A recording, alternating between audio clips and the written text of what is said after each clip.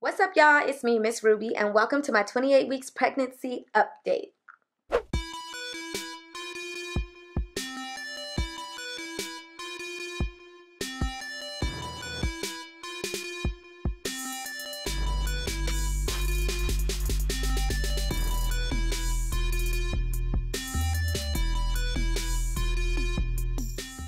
Okay, so I'm gonna be honest with y'all, like brutally honest, like 100% honest.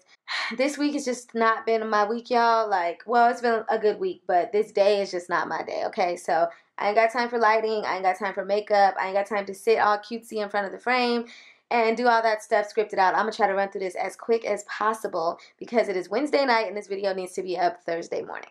As you can see by the title of this video, we are going to make some DIY body cream, but first I'm going to update you guys on the things that have been going on with me this 28th week of pregnancy. Now, by saying I'm 28 weeks pregnant, that means 28 weeks completed, which means by now I'm actually in my 29th week. In case you're wondering, I'm in my studio recording room. This is where my husband records his videos. He's a shoe tuber, so this is all like his shoe collection behind me. And now that those questions are answered, what have I been doing this week? For the most part, just like really working on this baby shower, y'all. I've got somebody to come and work on my backyard, so we're making progress there. God has been so good, y'all. He has blessed me with a little bit more money to use towards this baby shower. I still don't want to go over $1,000 like I said. But let me tell you, it's not really, the baby shower itself is not really costing $1,000. What it is I have to get my backyard together, period, point blank, and that's running me like 5 bills. But the good thing about it is, after the baby shower is over, at least my backyard will be in better condition. So that has been stressing me out a lot. I have been finding it really hard to breathe, to eat, to think, all of that. And worrying about trying to get this backyard together for this baby shower has prevented me from filming, which is why I'm late, from resting properly, and, you know, everything. I get super, like, occupied with this stuff when it's not right. But some things have gotten checked off the list. So I reserved my taco man because I wasn't gonna do taco man at first, but I found a good taco man with a great price. So I reserved him, sent him his deposit, so he's booked for the day. And then I also already paid for my cake, which is going to be super cute. Yes, actually, you guys can see a picture right now of inspiration. Shout out to my homegirl Hazel for sending me this picture. The theme of my baby shower, like I told you guys, April showers bring May flowers, although I'm hoping there's no showers that day except my shower. So yeah, I also came up on some turf, y'all. Let me tell you. Yes, this guy was in San Bernardino, where I'm from, and he was selling some artificial grass turf, y'all. $300 got me 3 rolls, basically about 700 square feet of artificial turf. That's a pretty good price, because it's used, of course, you know, I gotta clean it up a little bit, but it's cool because I don't even need it to be brand new like that. You feel me? Like, $300 got me exactly what I needed. We're gonna make this turf work. We're gonna make this turf work. Hey. But yeah, $300 got me exactly what I needed, so that's a blessing. I also found myself looking into the vaccines that they give babies when they're born. I just don't feel comfortable with all the shots that they're trying to give these babies nowadays, but I can't act like I really know that much about it. So if you guys have any information on that, please leave links below. Go to my Instagram, tag me and stuff.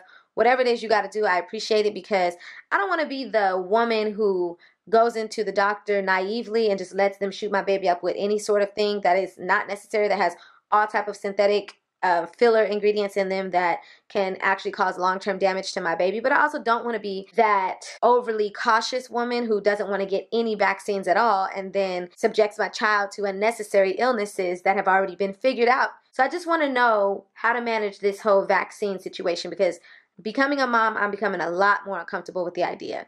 I've also been sleeping a lot. As soon as I'm done doing somebody's hair, I'm ready for lights out. Like, my house ain't clean, y'all. I caught myself trying to do some meal prep this week. I got through about 2.5 hours, basically about 2.5 meals, and it was just a wrap. What am I wearing? Well, let's see, shall we? As you can see, I am rocking this sporty wife beater that says, "Feeling myself." Why? I don't know. That's exactly the opposite of what I am. I am not feeling myself, y'all. But anyways, it is black, it is stretchy, it is comfortable, the material feels wonderful. I am wearing this with no bottoms. Check yourself before you wreck yourself, and don't act like you ain't never seen a girl in no bottoms. It is not that provocative.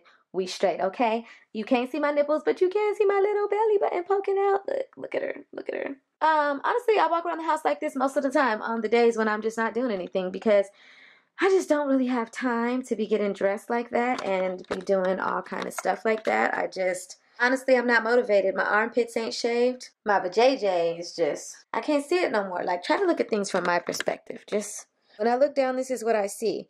And when I try to bend over, I can't see much more. You feel me? So, she's struggling, y'all. But we gonna get it together. How much do I weigh? Well, let's see. According to this handy dandy scale, I am measuring in at, that's not accurate. It said 124 a little while ago. All I did was put on a shirt and some socks. I usually measure myself butt naked, y'all, but I'm not about to do all that right now. Like, is that really what it takes to get some accuracy? Listen, we gonna clock in at 126 pounds. We're gonna leave that point 8. I mean, I'm not worried about gaining weight. I'm good with gaining weight. That's a wonderful thing. But I don't want to lie to myself and act like I'm gaining more weight than I actually am. That's all. So let's go make this DIY buddy cream. What I'm gonna use today is just some organic, great value, unrefined virgin coconut oil. And I'm using some shea butter. You guys, this is 100% pure, unrefined, fragrance-free shea butter. Now, honestly, I've never used this one before. I'm going to show you guys the kind that I've used when I've made it in the past. But I went to Sally Beauty to get it today, and this is what they had. So we're going to make this work. Now, this is a very simple recipe, not expensive at all. Like, honestly, this cost me like $7. But usually I get it at the beauty supply for like $5. And then if you have coconut oil on deck, then you good. But if you don't, then this is like another $5 or $6. I do recommend getting the unrefined kind. You can get the better quality shea butter and coconut oil if you can find it. You can get the lower quality and still make it. At least it's homemade, and at least it's not overly processed with a bunch of extra chemicals in it like lotions. And this combination is going to last you. So I'm literally just about to mix these two things, and then you want to add some essential oil to your recipe as well. So just watch me do it real quick, and then we'll be done. Okay, so the first thing I'm going to do is just combine these two, but I want to melt them down before I actually like try to whisk them together. So I'm just going to open this up. Like I said, this is the first time I'm using this quality. But I looked at it in the store, and it looks like it's pretty much the same. So like when you first open it, it's like comes out in chunks. It's pretty hard to get out. I don't have a measurement, honestly. Like I'm about to just mix. Let me see what's going on. Like I'm about to just mix like half of this, just for the sake of demonstration. Boom, boom, boom. So that's about half the container gone. Then I'm gonna mix like half of this. Let me wipe this off real quick.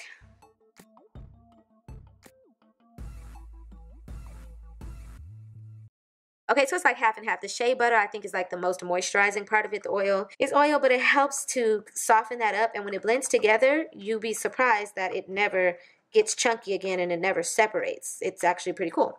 So now I'm going to take you guys to show you how to melt it down. I'm literally just going to sit this bowl on top of this water that is on like a super, super low fire. And just so that steam can kind of like warm those butters and oils up together. And once I see them kind of melted down, then I'm going to actually go back and whisk them. It's getting warm at the bottom, so that stuff's going to begin, like you see the oil is already beginning to melt down. So you can actually put it in the microwave if you want to.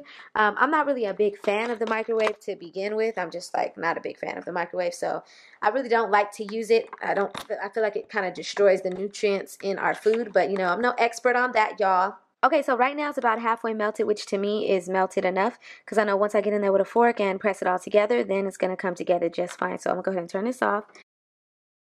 I'm literally getting the fork and I'm just pressing this all together. You know, just like when you ain't got all them extra fancy tools in your kitchen and you making homemade cake or cornbread and you just mix it together with the fork. That's what I'm doing. The warmer that it is, the easier that it melts down.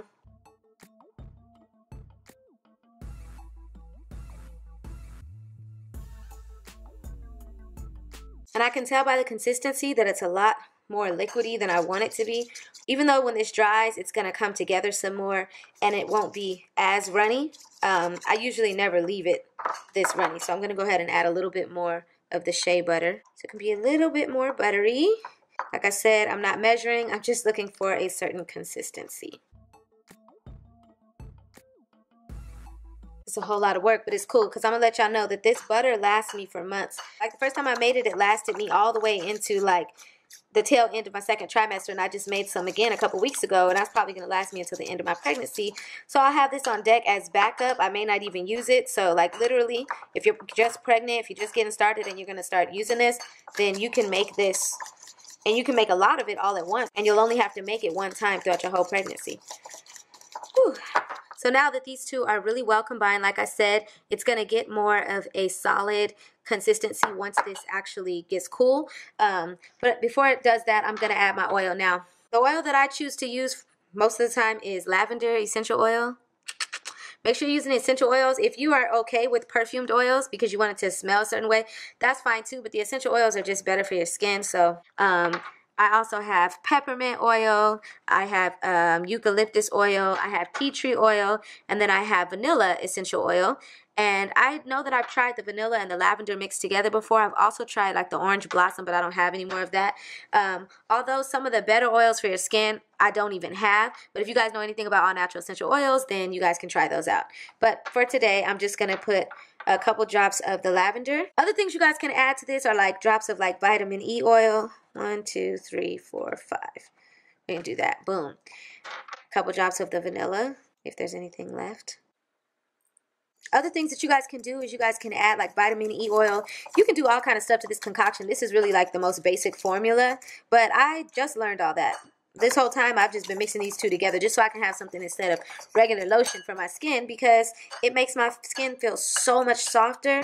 So now I'm going to get this little bowl. I've seen other people do it and they actually use glass jars, glass containers, which is probably a lot better for storing something like this, but I don't have that. So I'm just pouring it in this, which is what I usually do.